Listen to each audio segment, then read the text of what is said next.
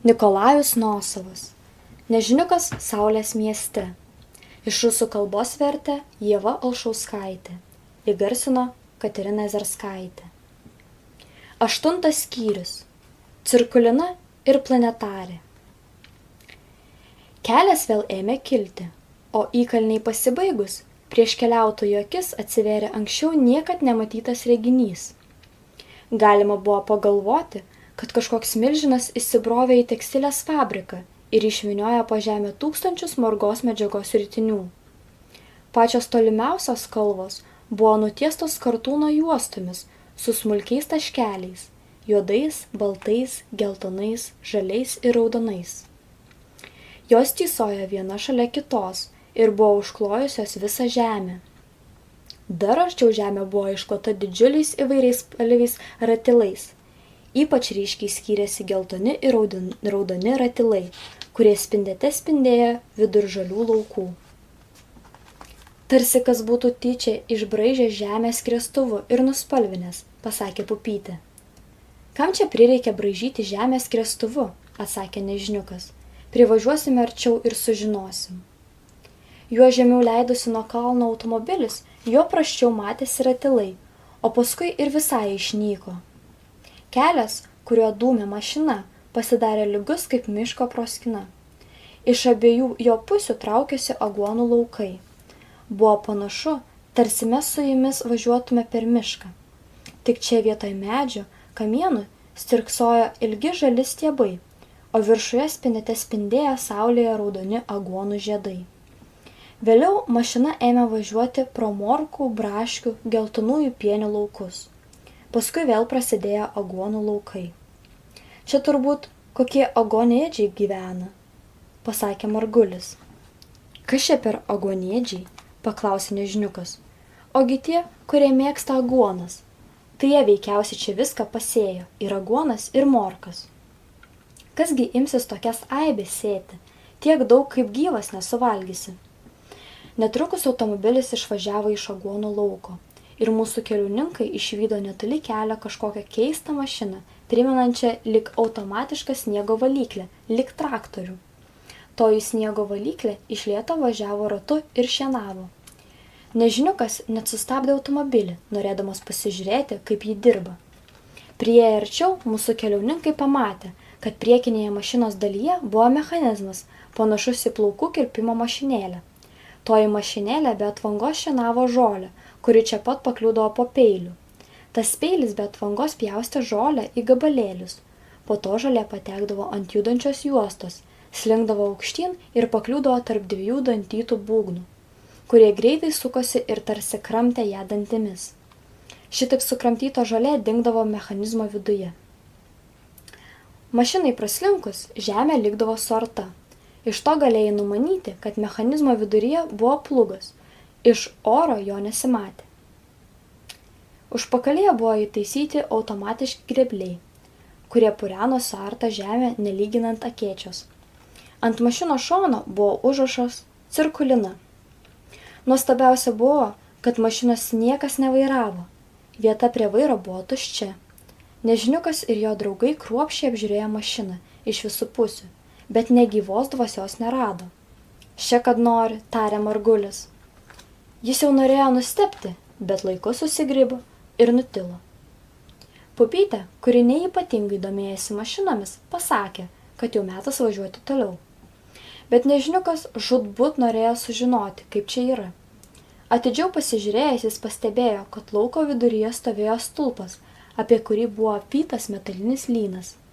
To lyno galas buvo pririštas prie mašinos šono. Tokiu būdu mašina slinko ratu, tarsi laikoma už saito. Lynas pamažu viniojo ir ilgėjo, todėl mašina suko kaskart didesnį ratą. Šit kaip čia yra, nudžiugo Nežiniukas. Nagi pažiūrėkime, kas bus, kai visas lynas išsivinios. Laukti prisėjo neilgai. Mašina apsuko paskutinį didžiausią ratą, pati sustojo ir ėmė tutuoti. Tū, lyg atsakydamas į tą tutavimą kažkur toli pasigirdo švilpesys. Mašina liovėsi tutavusi. Po minutės pasigirdo burgesys. Ir mūsų keliauninkai pamatė trumpulį, važiuojantį kažkokiu juokingu vikšriniu motociklu. Nušokęs nuo motociklo, Trumpulis maloniai pasisveikino su keliautojais ir paklausė: Jūs turbūt susidomėję cirkulinos veikimu? O kas čia, šienapjovė ar kas? Ne, čia vadinamas universalusis apskritaeigis sėjamasis kombainas, pasakė Trumpulis. Tas kombainas šienauja, paskui plūga suria žemę, sodinamuoju mechanizmu sėja grūdus ir galiausiai akėja. Bet čia dar ne viskas. Jūs jau veikiausiai pastebėjote, kad nušienauta žolė patenka į kombaino vidų. Ten jis susmulkinama, sutrinama, sumaišoma su cheminėmis trąšomis ir čia pat įkasama į žemę. Šitaip vyksta vadinamasis kombinuotas labai naudingas augalams tręšimas. Ariant draugė su paprastomis trąšomis į žemę pilamos suaktyvintos trąšos, kurios spartina augalų augimą ir todėl mums pavyksta gauti 2, 3 ir net 4 derlius per vasarą. Aš pamiršau pasakyti, kad priekinėje mašinos dalyje kaip tik už pjaunamojo mechanizmo yra dulkių siurblys. Jo paskirtis – siurbti piktžolių sėklas, kurių gali pasitaikyti žemėje, sumišusi su dulkėmis. Piktžolių sėklos sutrinamos girnelėmis ir taip pat virsta trąšomis. Sutrintosios jau nebegali sudygti ir todėl yra nepavojingos pasėliams. Taigi kombainas ne tik aria, sėja ir akėja, jis dar tręšia žemę ir kovoja su piktžolėmis. Todėl jis ir vadinamas universaliuoju. O kodėl mašina pririšta prie stulpo, paklausė nežiniukas. Tam, kad galėtų dirbti be mašinisto, tarė Trumpulis. Lynas, kuriuo jį pririšta prie stulpo, sujungtas su vairu. Priklausomai nuo lyno įsitempimo, vairas sukasi taip, kad mašina slenka čia didesniu, čia mažesniu ratu. Kai tik lynas visiškai išsivinioja, mašina automatiškai sustoja ir ima tutuoti. Išgirdęs signalą, mašinistas atvažiuoja prie kombaino ir perveža jį į kitą lauką. Tai taręs, Trumpulis mašinistas atkabino lyną, sėdo prie vairo ir privažiavo prie kito stulpo. Čia jis pririšo kombainą prie lyno, užlipo žemėn ir 2 kart sušvilpė švilpuku. Kombainas suburzgė ir ėmė suktis aplink stulpą, ardama žemę. Kaip įdomu, sušuko nežiniukas. Argi mašina gali suprasti švilpimą? Iš kur jis žino, kad jums sušvilpus reikia važiuoti? Mašina, žinoma, nieko negali suprasti, tarė mašinistas. Bet jei jūs mokotės fizikos, tai turite žinoti, jog garsas sklinda oro bangomis. Kombaino mechanizme yra prietaisas, kuris garso bangas paverčia elektros energiją, o su elektros energija jau galima įjungti vieną ar kitą kombaino mechanizmą. Pavyzdžiui, sušvilpus 1 kartą įsijungia stabdis, sušvilpus 2 kartus įsijungia motoras, sušvilpę 3 kartus įjungsime mechanizmą, kuris kombainą pasuks kairėn, 4 dešinėn. Tuo tarpu kažkur toli pasigirdo tutavimas. Tu. O, pasakė mašinistas. Planetarė baigia darbą, reikia skubėti. Norite pamatyti planetarę? Ji netoli, valandėlę kelio. Visi sutiko ir jau norėjo sėstis į mašiną, bet Trumpulis pasakė, kad geriau visiems važiuoti jo motociklu. Keliautojai nustebo. Motociklo sėdynė pasirodė tokia ilga, kad ant jo sutilpo visas 4. Pirmasis atsisėdo mašinistas, antrasis nežiniukas, paskui pupytė ir paskutinysis Margulis.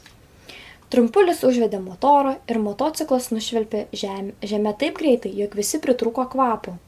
Iš tikrųjų, po 1 ar 1,5 minutės jie buvo prie kito kombaino, kuris sustojo įdirbęs apskritai į lauką. Šildomas mašinistas nuvairavo mašiną prie kito stulpo ir paleido ją į darbą. Ant mašinos šono gražiomis raidėmis buvo parašyta planetarė. Ar ta mašina kitos konstrukcijos, paklausė nežiniukas. Ne, konstrukcija lygiai tokia pat, atsakė mašinistas. Tai kodėl ana vadinasi cirkulina, o šita planetarė? Kiekviena mūsų mašina turi savo vardą, nes tad daug gražiau, negu rašyti ant mašinų įvairius numerius. O jūs dirbate iš karto su 2 mašinomis? Taip ir važinėjate savo motociklu nuo cirkulinos prie planetarės, paklausė pupytė. Ne, aš savo važinėju turiu 10 mašinų.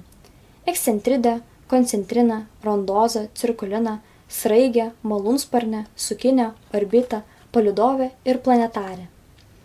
Ir jūs suskumbate prižiūrėti visą 10? Nusistebėjo pupytė. Čia nieko nėra sunkaus. Man dar lieka laiko pasiskaityti knygą arba tiesiog pasišildyti saulutėje. Bet tiesą pasakius, tos mašinos jau pasenę ir turi daug trūkumų. O kokie jų trūkumai, susidomėjo Nežiniukas? Visų pirma, jos dirba labai mažu spinduliu, nes vairuojamos su lyno pagalba, o lyno negalima ilginti be galo. Todėl mašina tenka dažnai vežioti iš vienos vietos į kitą ir apdirbinėti nedidelius laukus. Čia labai nukenčia darbo našumas. O ar galima apsieiti be lyno, paklausė Nežiniukas. Žinoma, naujausiose šiuolaikinėse mašinose vietoj lyno naudojamas radiomagnetinis ryšys. Lauko viduryje įrengiamas galingas radiomagnetinis, kitaip tariant, toks magnetas, kuris veikia didžiuliu atstumu.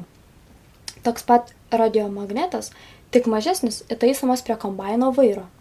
Kuo arčiau vienas prie kito abu magnetai, tuo galingesnis susijungimas ir smarkiau sukasi vairas. Kuo toliau magnetai, tuo silpnesnis ryšys ir vairo pasisukimo kampas mažesnis. Tokiu būdu kombainas iš pradžių slenka nedideliu ratilu aplink radiomagnetą, bet ratilai kaskart didėja ir gali pasiekti neribotą dydį. Jei norite, aš galiu parodyti jums, kaip veikia toks radiokombainas. O ar jis toli? Paklausė Pupytė. Ne, visai arti, mums reikia užvažiuoti va ant šito kalniuko, nuo jo viskas matyti.